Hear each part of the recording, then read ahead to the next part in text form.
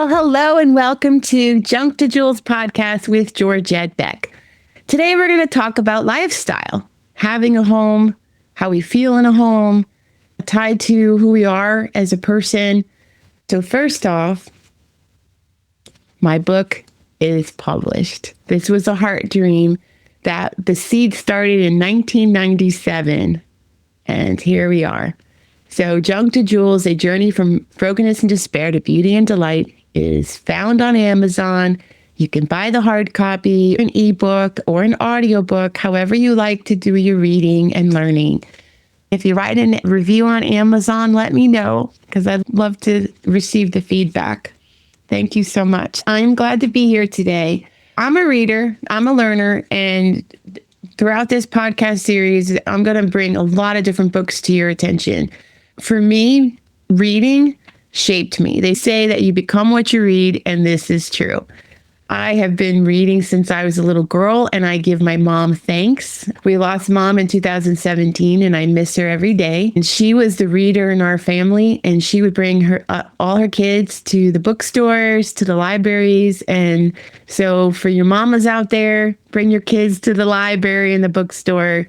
And reading opens up your world. Reading gives you so much. It feeds your heart, feeds your soul, feeds your spirit. I can't talk enough about the love of reading and literature, especially fine books, fine literature of all genres.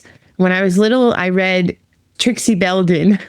Later in life, one of my birthdays, my mom went on the hunt and found all of the copies. I think I have her whole collection.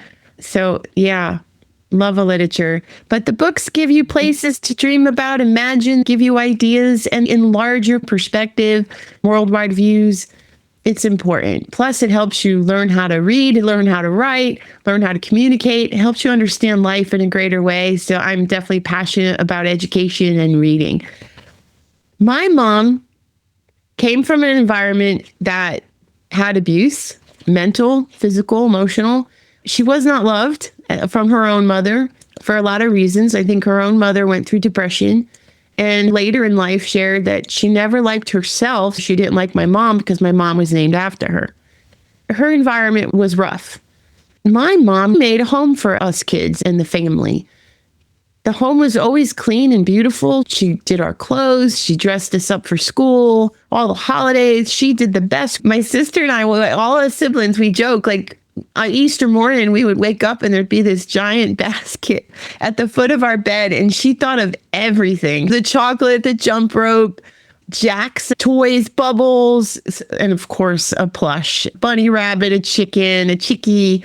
She was just fabulous like that. She had great skill set on creating atmosphere, creating the holidays. She was the one that made Thanksgiving dinner for the whole family, 4th of July.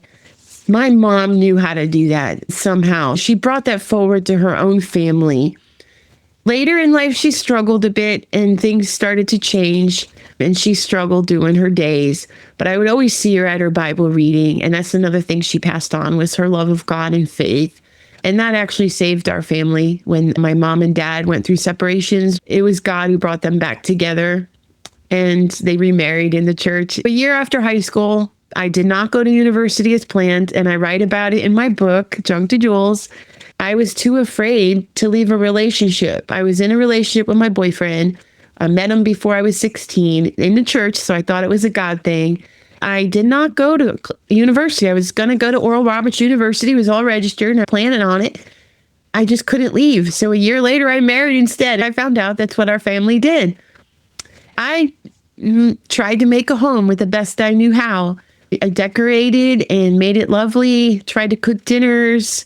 My husband at the time was a workaholic, so dinners got cold fast. It just was not the best situation at times. So we learned a lot on the go. I was very young, 18, going on 19. 3 years later, I had my first baby, my beautiful daughter. So I was still a baby, a mama baby. Went through depression. I struggled with that and didn't really understand that's what was happening. After the baby, I did have the blues. I had no idea I was struggling with that, but that really hit hard. I could barely keep up with the house. I don't even know if at that time I made my bed every day. As a little girl living at home, I made my bed every morning. They say that is a good start to a day. Always make your bed. And I do now. My husband, our bed is always made. But I struggle with keeping up with my laundry. As a kid, no, my room was neat. My sister and I shared a room for a lot of years. I was the neat one and she wasn't. Every so often I'd clean her side of the room and we'd laugh about it. Now her home is immaculate. And so it's funny. But I struggled a bit as that young mom and wife. Couldn't keep up with the laundry at times. I was overwhelmed very much with the working full time and being a mom. And I didn't know how hard I was struggling. And it was at that time that I did start to go to counseling. So that was a good thing. That helped in a lot of ways. But I never felt I knew how to be a mom. I didn't know how to dress my daughter the best way. I did my best, but I felt I was never good enough.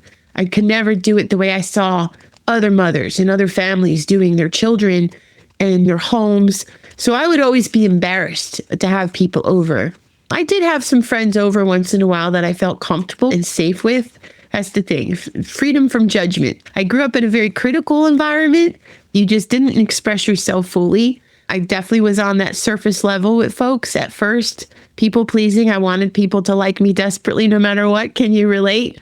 So when God rescued me, that was one of the first things he was going to work on with me because I carried shame. I didn't want anyone to see my house. And a deeper level of that, years later, it was revealed that I was carrying some of that because someone was going to come help me with my closet. And I ended up canceling because I couldn't do it.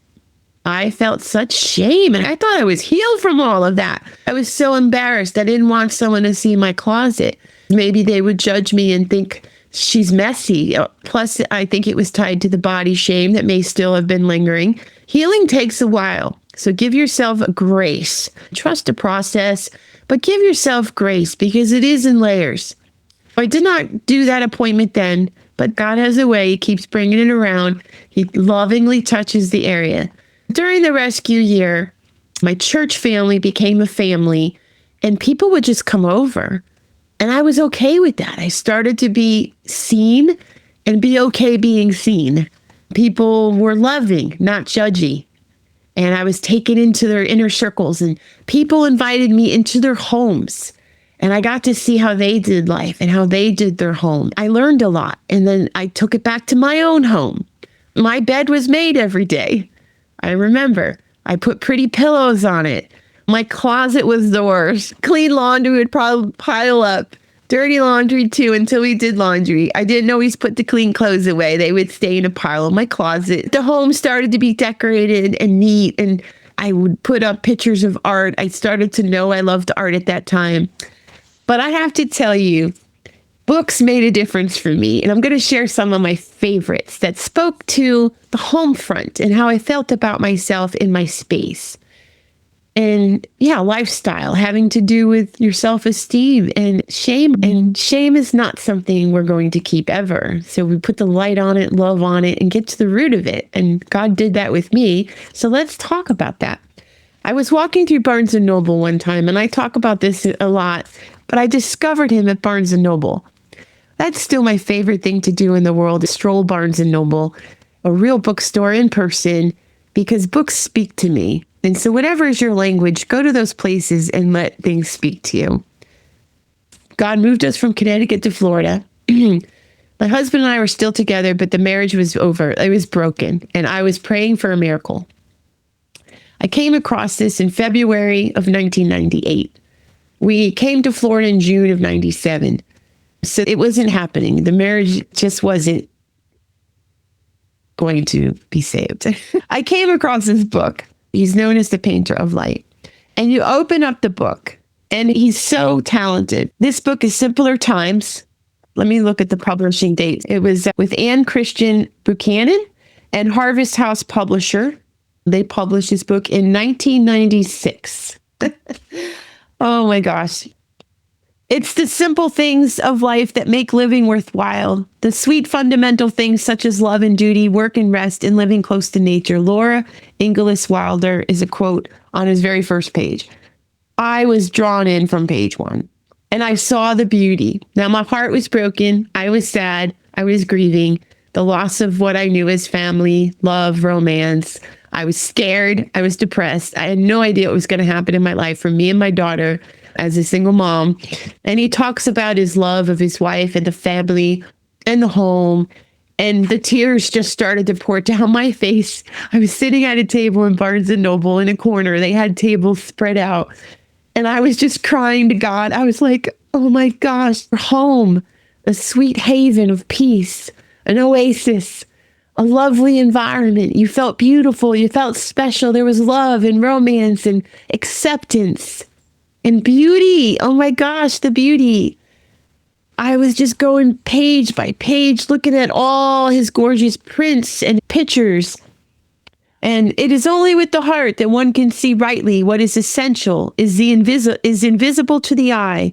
Anton de Saint Exupéry, I can't pronounce it, Exupery.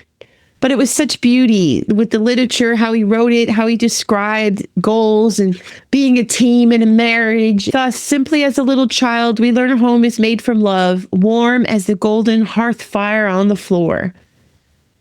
And I didn't know that. My mom made a beautiful home, her and my dad. In the older years as a teenager, they went through a lot of marital struggles. My dad had a thriving business that grew way too fast, and they were overwhelmed in their lives. They were healing from their own childhoods, and you just didn't know what was going on. It was unsettling at times. This book spoke so much. It's just shared about the beauty of things. And I wanted that. I wanted that for my own heart, my daughter, her home, and my next life. I was praying for restoration, healing, but definitely second chances at love.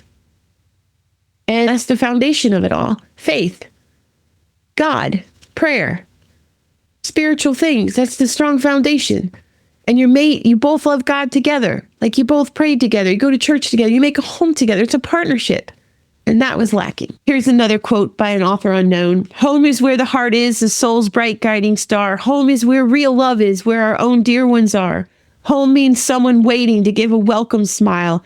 Home means peace and joy and rest and everything worthwhile. That's when I knew what I wanted.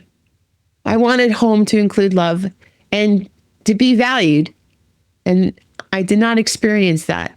I was lonely in a marriage. It was a generational repeat. This was involved and I was lonely. There was no one home but me and my daughter. And we were young kids. So my ex-husband, I forgave. We both messed up. We both struggled. We both made mistakes. But I am blessed to have a daughter.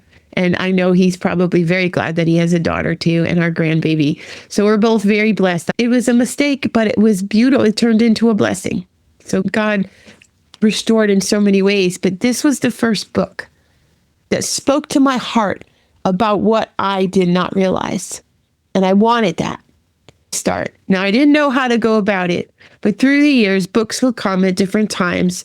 And another writer who really spoke to me about the essence of being a woman, the essence of lifestyle, home front, how you carry yourself in the world, your home, and yourself at large, in your professionalism, where you go to work, and all of that. Marielle Guiliano, and I'm sorry if I'm saying your name wrong. I reached out to her when I read her book, French Women Don't Get Fat, The Secret of Eating for Pleasure. I got all her books. I was a huge fan. French Woman for All Seasons, French Women Don't Get Fat, French Women Don't Get Facelifts, The Secret of Aging with Style and Attitude. And then Women Work in the Art of Savoir Faire, Business Sense and Sensibility. You have to check out her work. I love her work. She worked for the champagne company for the longest of times. And she was one of the high ups in marketing, I believe. I say it wrong, and I'm so sorry. It's the orange label, and it's CLICQUOE, something like that. I was reading a memoir about that story, a fabulous story with that woman-owned company. She saved her company back in the day when women did not work. There's a beautiful memoir about that. No, it was a different writer. I can't remember her name right now, but she did a beautiful memoir of the widow of Click. I was smitten and in love, and this woman was my mentor without her knowing it. Her work spoke to me about how to be like, I didn't feel I was a healthy woman. I didn't feel I was adequate as a mom, a homemaker. I just felt very inadequate in my own skin. And her work spoke to me It really encouraged me, and it gave me an image, something to look up to and to try to model myself after. I would read these books over and over again. Check those books out because they speak volumes. She gives recipes. She talks about how to dress, how to hold yourself, your environment, it all just, and then she got really nice recipes in here, how to carry yourself. And she gave some beauty tips in here by her European friends. Try to get out of bed and wake up at the same day, same time, be consistent, move more during the day. She shares, stay away from overdoing it on stimulants, the caffeine, nicotine, and alcohol she talks about, and reserve the bedroom for sleeping only. Herbal teas work magic. Turn off the lights earlier. Those spoke to me. I recommend them highly. Another writer that I fell in love with, Jennifer L. Scott, she's got a whole series, At Home with Madam Chick, Becoming a Cochineer of Daily Life, Lessons from Madam. I'll show you the book too for those that are watching on YouTube. Lessons from Madam Chick, 20 Stylish Secrets I Learned While Living in Paris. And her book, Polish Your Pose with Madam Chic. I just love it because she talks about all things in life, especially the home front. Cleaning schedule for working people.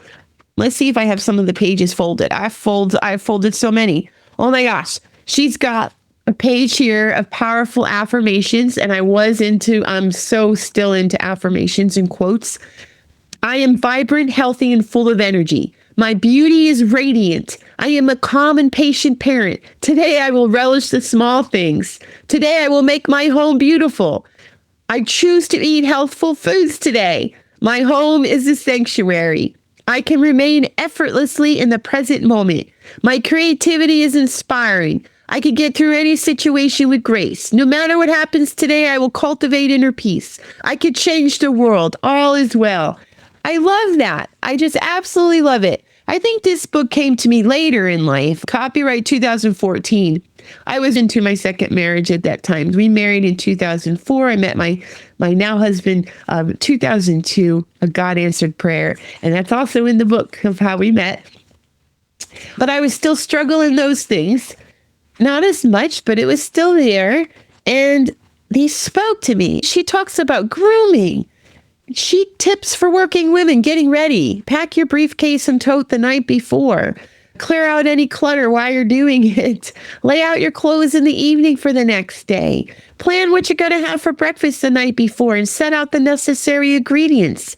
Yeah, she really encourages everyone sitting down to breakfast, and especially for dinners. They all say sit down and have dinner as a family at the table. She gives a lot of recommendations. She provides great resources. She gives names of musical CDs. I took her up on some of that. She gives recipes. She's got a green smoothie recipe in here that I have the page turned down, a sour cream coffee bundt cake. So it's a cute little book, and I loved it. Albums for the afternoon, what music to put on to make the ambiance in your home spectacular and lovely and elegant. That's what I'm all about. I realized excellence, elegance resonate well with me. And I learned from these writers. She talks about herbal teas, the different teas that she likes and what they are. She defines them. And this is perfect for those of us who didn't have any idea. And I loved how she laid it out. It's a little handbook. You could put it in your purse and take it with you everywhere. They gave me a wonderful foundation, how to define your eye. She talks about makeup in this book, Lessons from Madam Chic. Tailor your no makeup look to your outfits. She's got a summary at the end of each chapter. Go with the all-natural look for fresh-faced beauty. Keep your outfits and daily activities in mind when deciding what makeup to wear. Those are some of the chapters. Posture. The case against overdoing it. Develop a taste for the best. She didn't have to tell me that more than once. My standards were already kind of high, and now I don't apologize. I have high standards for myself first, and then for my surroundings, and then for choices I make in life. Practice your best. I love it. So many tips, so many how-tos, so many examples. These should be in your library. Check it out. What constitutes clutter? And then she talks about that. Reject consumerism. And I know that's a whole movement now. These were, I was in love. Let me move on because there's another author that came later in my life too. One that would benefit you. Emily Lay. I am an avid reader of my Bible, spiritual books and writers. I love collecting, reading, and studying those. One of my first books of professional development was Tom Peters' In Search of Excellence. I was only 20-something years old, a customer service rep for a worldwide corporate insurance company, and I'm reading Tom Peters. Nobody else around me was doing that, but that's who I was. Get to know who you are and don't apologize. It's okay. I was that person, and come to find out, now I'm going to teach other people how to do things in their lives, especially how to heal heart matters. And then, Tony Robbins came to me later, Brendan Bouchard, Ed Milet, Mel Robbins, Lewis Howes. I got to meet Lewis Howes, and I was in his School of Greatness Academy. Find out what brings your passion alive. What do you love learning? What do you love doing? Take time. And especially in your own skin, you should look in the mirror and see the beauty of you. Now, it doesn't happen right away. For me, I barely looked in the mirror. I definitely hid myself with my hair. I remember my spiritual mama, Miss Margaret. Years later, she'd be like, "You don't hide anymore, Georgette. You used to always have your hair down in front of your eyes. You were hiding. And I love that you're not anymore because that's called healing." Embracing who we are and loving who we are. So I want you to do that for you too. The title alone got me. Grace, not perfection. Embracing simplicity, celebrating joy. And joy is one of my words. Then her book, When Less Becomes More. And I love, again, small little books, hard to cover. I love it. So When Less Becomes More, making space for flow, simple and good. And then her book, Growing Boldly. Dare to build a life you love. And listen, our lives is something we create and design in partnership with our creator, God. That's what I believe. He's on my inside. Spirit is on my inside. We are spiritual beings having an earthly experience. Our need to be in control, to orchestrate the perfect scenario for every journey of our lives breeds anxiety in our hearts. We try to do the right things, eat the right things, say the right things to get the results we hope for. Yes. Is that not the truth? She has a space in this book that you can write in and reflect on what she's talked about. I love this part on page 64 in her book, Grace, Not Perfection. She talks about being still. And I loved how she quotes the scripture, "Be still and know that I am God," Psalms 46:10. Yeah, I underline here. Sometimes the way to step off the hamster wheel is to literally step away from the stressor. She shared that I felt like my realest self when she stepped away like that. Instead, I was just being still and drinking in the moments, choosing the good life. That is powerful. She said, "I decided I wasn't going to accept the status quo. I wanted something different out of my life." And I wrote in the margin, "Me too." And I dated it. Here's another one. "God took my itty bitty dream to build a better life for myself and my family, and he grew it into what is now a major brand of simple day planners, baby books, and home office accessories sold worldwide. God molded the mission of our brand out of the desires of my heart. All I started was with the dream to live a unique life and make the most of my days. God has shown me that even though the path is riddled with rocks and mud and muck, the flowers blooming along the path are too beautiful to miss." I put hearts on this one for sure. I said, "Me too, God. Me too." But I knew deep in my heart that God had a calling for me, and the harder I worked and the more I tiptoed down that path, the clearer God made it. She encouraged me in my own path. I wanted to share the story of what God did in my life. I wanted to help others like God helped my heart. 1997, and it published this year, 2025. The work took a lot of years, but there was still healing happening, and I had to heal from my low self-esteem and low self-worth. I had to really understand who I was and own my value, my beauty. And now I'm here to help you. Words helped me. So whether it's podcasts for you, books, or going to an in-person seminar, or inviting people over that you look up to at work, get to know someone that you respect. Get to know someone that is inspiring you. Reach out to them if they're local. And again, books. You can buy the books and meet people from all over the world. You can travel all over the world through your books. Podcasts. I'm a great fan of podcasts. I follow many and listen to many. Back in the day, they had cassette tapes. I would buy cassette tapes of people that would teach me things. But she talks about how gratitude changes everything. Amen. You know, she talks about give yourself grace to do what you can, where you are with what you have. I just did a podcast interview with Dana, and that's her main passion. Use what you have, and that is good enough. I love it. So she shares pictures of her family. They're so beautiful, but she shares establishes routines and tradition. Establish routines and tradition. Schedule at-home date nights. Her series is perfect for people of all ages, but especially young moms with kids or those who don't know how to do a home or life yet. For sure, I add this to your collection. Beautiful reads, beautiful nuggets, life nuggets. In here, growing boldly. I've got so many pages folded. I learned so much from those I come across. Books come to me. I pay attention. She's got, let's see, let's go to the beginning here. I've got so many things. Faith and progress. It does take a while. I underline this, where she says confidence isn't the aura of someone who has come out on top every single time. Confidence comes when we learn a truth about life, the nature of people, the character of God, strength we didn't know we had. And then later I circled a season of struggle, a time when you were torn down to be built back up. This is where we get to know the glory of God. And then she says, you can face hard things and come out the other side. Hard-won confidence now reminds me, if you dare to do the work, the end result can be yours. So encouraged me in my own endeavors of working on the writing and my book projects and creating this podcast. My dream was huge. God gives you bigger dreams than you can imagine. You just have to take faith and step out and do one thing at a time towards your dreams. Oh my gosh. You were not made to play small. Your life, no matter what it looks like, has profound significance. Yes.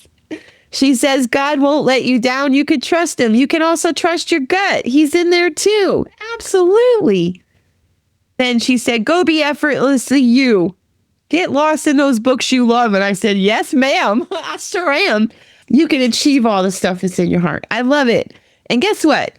As parents, hopefully we know the importance of speaking life into our children, our husbands, our mates, and our wives. Speak life to everyone you come in contact with. It's important. Giving inspiration, encouragement, affirmation, affirm those around you. It helps. But if you don't have that around you, like during that time in my life, I didn't receive the affirmations that I needed. I found out I'm a word person. I need to hear it and speak it. Books were those words for me. Many authors along the way have spoken life into me. Emily Lay, thank you. Someday I'll meet you and maybe you'll be a guest on this podcast. Emily Lay and Jennifer Scott and Marielle. These women made profound impact on my life and they helped me become the woman I am becoming. And every day is a process. We blossom into who we're created to be. At the end here, she's got a benediction and a reflection. This benediction I underline, may we find beauty in our imperfections and grace in our shortcomings. May we confidently, boldly proclaim that we have what we need to take that next step forward. Amen. Right? May we go bravely into tomorrow, assured that we could be effortlessly ourselves and be more than enough in the light of God. And then her question. She's got a question at the end of her reflection section. Honoring where you've been, who are you becoming? I was so encouraged after I read this book. I think I'm going to read all of them once again. They fill me up. So surround yourself with inspiration. If you come to my house, you will be inspired. I'm a collector of things that bring beauty and inspire. I have art all over. I have things that speak life to me. My books are my best friend. I will repeat this always. I treasure them. I treasure all the things I've learned through the years, through the pages. And I also surround myself with good people. Your home, your place, relationships. Fill your inside with good things because input is output. Surround yourself with beauty. Read the good things. I just want you to know if you're struggling with shame in your body or in your home, like you are too embarrassed to have people see you, get to know the real you or to come into your home, let's let the light come in on that. I don't know where you are. I don't know if you're listening to this driving. I don't know where on the globe you are, but just know I'm speaking life to you right now. You are beautiful. You are valued. You have gifts. God created you for something very special that only you can do. You are unique, and it's okay to be uniquely you. You create your life. You create what's inside your head and your heart. No one can control your thoughts but you. So write out positive affirmations if you have no good beliefs of yourself. The Bible is a great source. Write out those scriptures that speak of who we are in Jesus. We're made in his image. Human beings are made in the Creator's image. We have spirit in us. We have heart and soul. We are the only species to have heart and soul like that and to be able to make our own decisions. Nobody else can control who you think you are. You can. You have great potential. And today's the day of a brand new day and a brand new life. It just starts one thought, one belief at a time. Write down your dreams and goals. I love journaling. I have a whole collection. Through journaling, you learn about yourself. Faith and spirit, your inner voice speaks to you. You hear, as in impressions, not always audible voice, but you have an impression. And sometimes those impressions do come in words, but you'll see it on the page in the journal. There's science behind it. They've proven the act of writing it out and then rereading it does something profound. I have healed a lot through the pages of my journal and with filling myself up with good words. Yeah, no shame. Whatever size you are, wherever you are right now, you are beautiful. Embrace yourself because you are beautiful and wonderful. And then learn about the potential that's inside you. And in your home, mess makes you sad. Clean it up little by little. Start with making your bed every day. When you come into that space, seeing beauty, seeing things in order, organized, it does bring peace to your spirit. So little by little, do one room at a time, do one corner of a room at a time, make a list, and don't overwhelm yourself. It's one little thing at a time. Put on some of your favorite music, put on your favorite show, something that fills your heart up with good things, and just do that. Every so often, I got books in my bedroom that are waiting for me to read, and I totally empty the shelves because I have knickknacks galore, and I dust. And it's fun. I look forward to getting reacquainted with the books that are still waiting for me. It's fun. It's my little thing I do every once in a while. I trust my intuition because every time that I feel led to do it, God is bringing me specific words from specific books. So I don't ignore that leading anymore. Sometimes I put it off, but it works out every time. Learn to trust your intuition and make your space beautiful. So from your inside, your thoughts to your heart, fill that stuff up with good things. Write out affirmation quotes. Find books that speak to you, that excite you, that encourage your dreams. What are your dreams? Know your personality, your family. We'll talk about this again and again on our show, but know who you are and feed it. Feed it like you're watering a plant and a flower. You're watering yourself. Feed your mind with good things. Your home, go buy some flowers. Go buy a plant. Things at the dollar store. It doesn't have to be expensive. Bring something in and make an arrangement from your bush outside. Bring beauty into your home of what speaks beauty to you. So start there. And no, there's no shit. The biggest courageous step I want you to do is invite someone close to you over. Have someone over for a cup of tea, coffee, or a glass of wine. Company, real friends, relationships. We just want to be together. And we lift each other up. That conversation lifts you up. If you're struggling with depression, what's going to increase that depression is you being alone and isolated. And social media, go for a walk, go outside, be in nature. Those are all proven to improve your mood. So I just want you to know, I love you. Hopefully you're reading my book, Junk to Jewels, Journey with Me from Brokenness and Despair to Beauty and Delight. You are beautiful. Follow this podcast, share it with a friend today. Reach out to me on social media. I can be found on Facebook, Instagram, all the platforms. Be blessed today. You are beautiful. Go have a beautiful day and a beautiful life. We'll see you next time. Take care.